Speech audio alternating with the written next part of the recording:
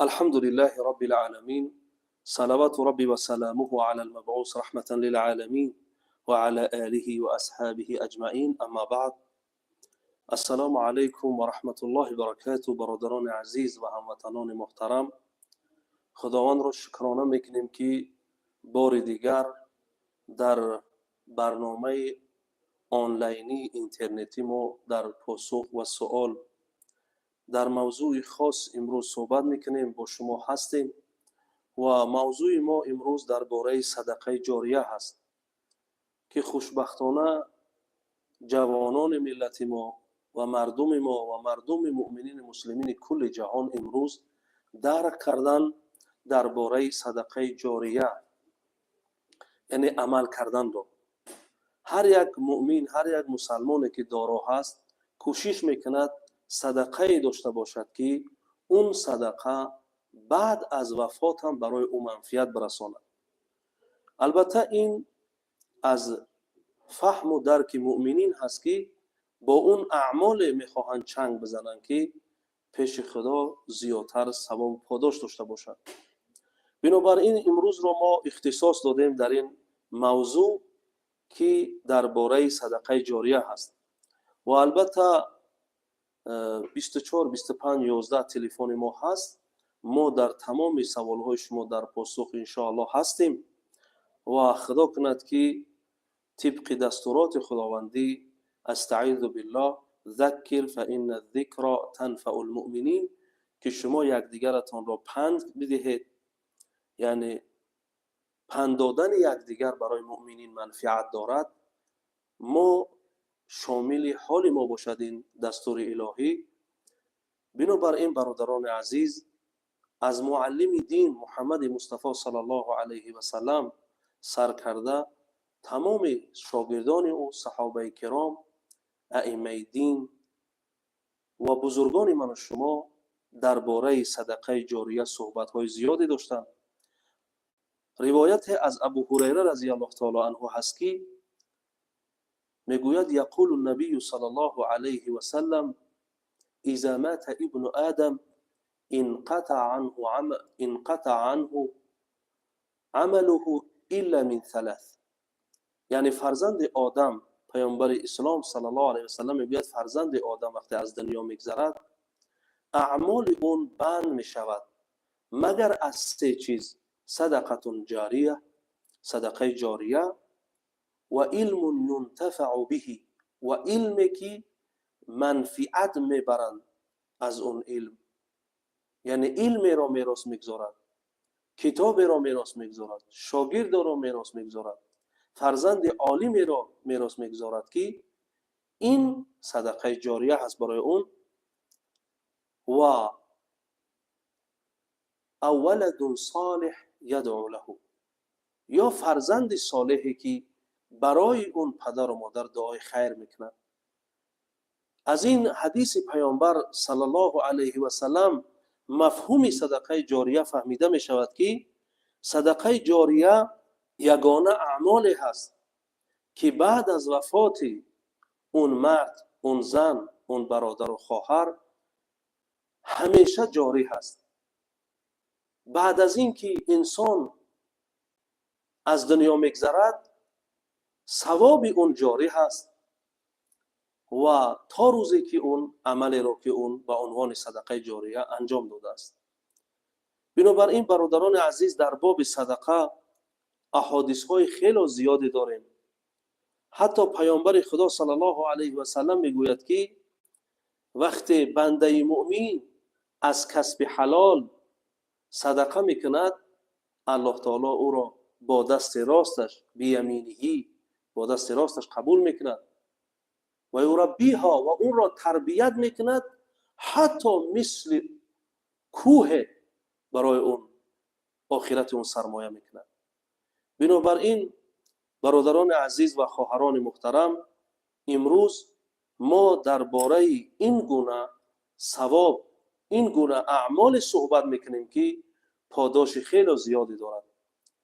مثال ها و زیاده هست که ما رسمی روز محشر را کشیدیم، برای مردم گفتیم و پیامبر خدا گفت، صحابگان گفتند، تابعین گفتند، ائمه دین همه رساندند که قرآن میگوید که یوم یجعل الولدان شیبا، روز قیامت روزی هست که از سختی اون روز سر کودکان سفید می شود و در اون روز بسیار گرما هست.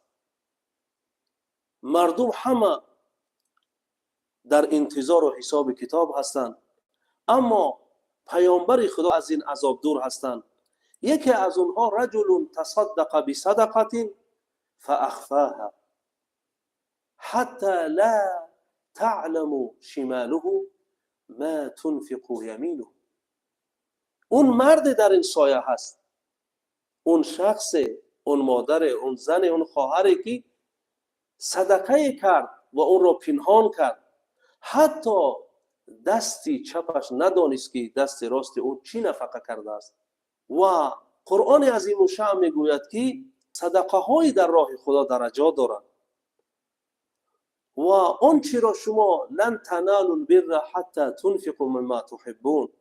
قرآن میگوید شما به نیکی و رستگاری وقتی میرسید که شما آن چی را دوست می‌دارید صدقه کنید. و حدیثی را من در اینجا ذکر کردم، در اون روز مشکلی که قرآن میگوید و ترى الناس سکارا و ما هم بسکارا ولکن عذاب الله شدید، شما مردم را میبینید در مثالی مست هستند، بالای یکدیگر میافتند، و ما هم بسکارا، اینها مست نیستند، ولکن عذاب الله شدید، لیکن عذاب پروردگار شما سخت است. در اون روز این مرد، این خواهر، این برادری که صدقه میکند، خصوصا درجات صدقه جاریه، فی کل ثنبله 100 حبه، بعضی ها گفتن این 100 در هر دانه 7 خوشه و در 8 خوشه 100 دانه است تا 700 یا مضاعف. این همون صدقه های جاریه هست که با اخلاص باشد. بعضی از برادران میگویند که ما چگونه بفهمیم که صدقه کردگی ما یا صدقه جاریه کردگی ما به درگاه الهی قبول شده است؟ شما ببینید علمای دین من و شما همه بر این اتفاق هستند که قبولیت اعمال، قبولیت عبادت، این وابستگی دارد با علم غیب. یعنی الله میداند که از کی را قبول کرد و از کی را رد کرد و چه مقدار ثواب و درجات و خط زدن گناهان اون هست، یعنی سبب هست این اعمال اون، این را خدا میداند. ما علما بر اینیم که این مسئله طبق شرایطی که شریعت بیان کرده است ادا شده است، قبولیت نزد خدا هست. اما بعضی از علما در باب صدقه چند شروط گفتن اگر این شرطها فراهم شود اون حتمی قبول می شود، حتمی قبول شده هست. اول، صدقه به اخلاص لله تعالی عزوجل، به اخلاص باشد، از برای خدا صدقه کنند، نه از برای ریا، نه از برای اینکه نام او را بگیرند، نه از برای اینکه دیگرها به عنوانی که این صدقه میکنند این را حرمت و احترام و بالانشین کنند. هیچ ریایی در اون نیست، اخلاص تام از برای الله میکند این شرط اول. و شرط دوم علما بیان کردند که من مال طیب، یعنی از کسب حلال باشد. این مالی که صدقه جاریه میکند، این مالی که در صدقه میشود، این مال از کسب حلال باشد.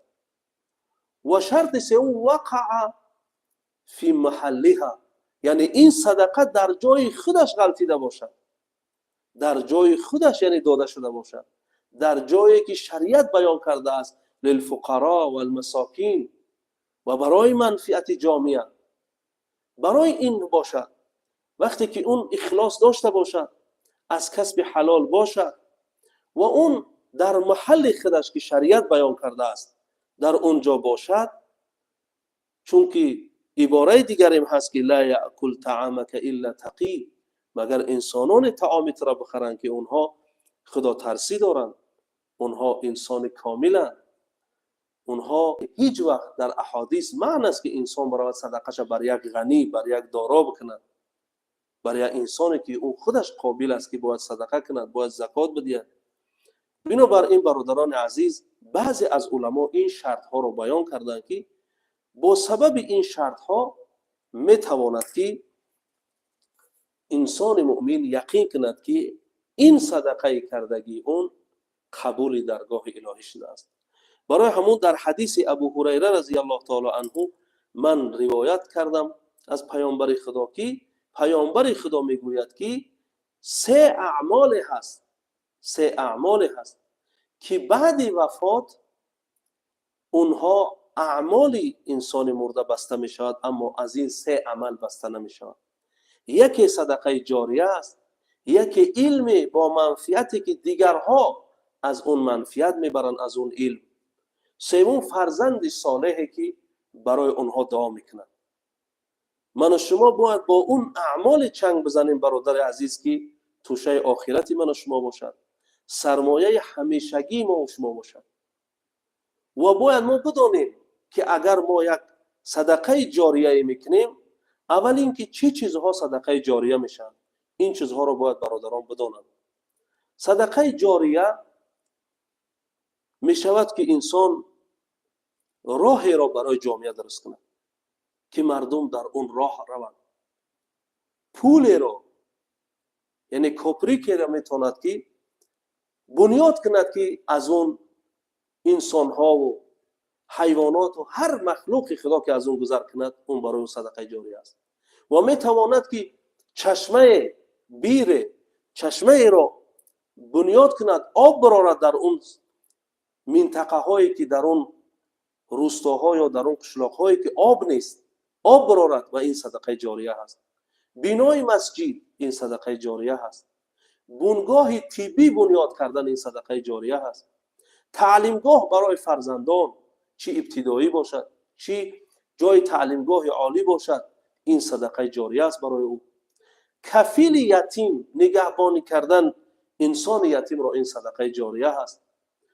نگاه کردن یک طالب علم، هر علمی که باشد، اون علمی دینی یا دنیوی برای پیشرفت جامعه میخواند، یا علم طب میخواند، یا مهندسی میخواند، هر چیزی که باشد، این نگاه بینی او را میکند، این خرج و خراجات او را میکند، این کرایه او را میدهد. اینا همه صدقه جاریه. حتی در اون جایی که اون زندگی میکند، مردمی که مثلا در خانهشون امون کنسنر ندارن، خلدلیک ندارن، هر چیزی که ندارن، این میخرد برای اونها عطا میکند، برای اونها فراهم میکند و اونها از اون استفاده میکنن. این برای اون صدقه جاریه هست. صدقه جاریه میتواند که کتاب قرآن باشد، میتواند کتاب باشد، هر علم در اون کتاب باشد، اینم صدقه جاریه است. کتاب را میگیرد، مثلا ببینید در یک مسجد میراد که میبیند امام اون مسجد یک کتاب حدیثه، یک کتاب فتوای، یک کتاب معتبر دینی ندارد، کتاب را میخرد در اونجا میگذارد، برای امام هدیه میکند، برای مسجد وقف میکند، این صدقه جاریه است. هر وقت از اون کتاب حدیثی را از پیامبر خدا صلی الله علیه وسلم بیان میکند، یک سخن بزرگی را از اون میخوانند برای مردم، اون برای هر حرف اون ثواب میگیرد، اون برای هر حرف اون ثواب میگیرد. برادران، ما در پاسخ با شما هستیم و کوشش میکنیم که از مرکز اسلامی جمهوری تاجیکستان، از شعبه فتوای مرکز اسلامی جمهوری تاجیکستان، از طرف شورای علمای جمهوری تاجیکستان، ما این برنامه‌های آنلاینی را، اینترنتی را زیاد داشته باشیم، در موضوعهای گوناگون با شما صحبت داشته باشیم و اون اجر و پاداشی که در هر اعمال خداوند ذکر میکنه، پیامبر خدا ذکر میکنه، دیگر بزرگان دین، ما با شما در پاسخ باشیم. بعضی وقت انسان خودش اعمالی را انجام میدهد که خودش نمیداند که چقدر اون ثواب گرفته است، چقدر اون اعمال کلان را انجام داده است. برای همین پیامبر خدا میگه ولا تحقرن من المعروف شیء، شما از اعمالهای نیک هیچ یک از اونها رو کوچک نشمارید، اندک ندانید، او را بے پروا نباشید در اعمال خیری که میکنید، اگرچه اون کم هم باشد. بنابراین برادران عزیز، شما ببینید انسانی هست که دستگیری میکند یک یتیمی رو، میارد اون یتیم را نگاهبین میکند، به وایه میرساند، در دانشگاهی طبی اون را داخل میکند. اون یتیم در اونجا میخواند. بعد از اینکه یک انسان کاردان میشود، یک طبیبی بزرگ میشود، دیپلم خودش را به دست میارد، در کار میرود. وقتی اون به کار میرود، برادران عزیز، در اون جایی که اون کار میکند، شاید که اون در این اعمالی که انجام داد، این برادر ما که این یتیم را دستگیری کرد و تا این که اون را طبیبی کاردان کرد، در بیمارخانه آورد، اون را به کار ماند، اون شاید در زندگیش ده ها هزار بیمار را جراحت کند.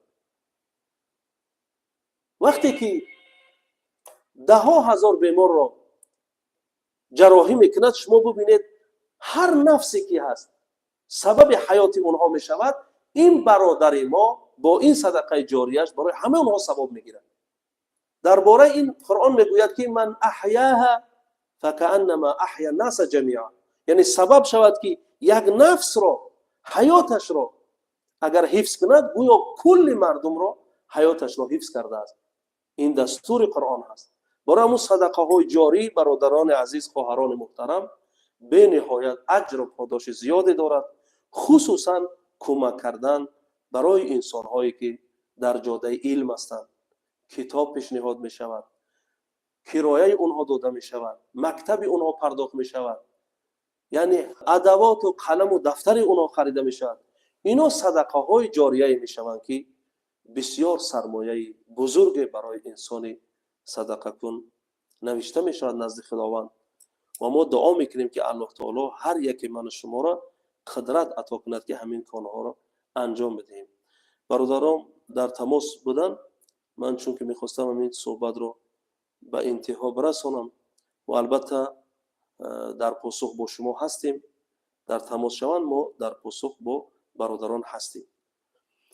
صدقه جاریه شما ببینید صدقه ای است که ثواب اون بعد از مرگ بسته نمیشه. چه انسان برای خودش میکند، چه برای همسر و فرزندانش یک جایی میکند، چه برای پدر و مادرش مشترک میکند، یک راه رو میسازد، یک بنگاه طبی میسازد، یک مکتب میسازد، یک مسجد میسازد. هر چیزی که میسازد میتواند که همه اینها را شریک کند، میتواند که همه اینها در اجر و پاداش با اون شریک باشد. و الله تعالی از فضل خودش هیچ یک اینها را بینوا نمیگذارد. و بسیار انسان ها می اندیشند و می دانند که ما قبرهایی داریم که زیاده از 5000 سال شد در زیر قبر. اما اگر اونها از این صدقه های جاری انجام داده باشند، تا هنوز نامه اعمال اونها باز است و تا روز قیامت اجر و پاداش در نامه اعمال اونها نوشته می شود.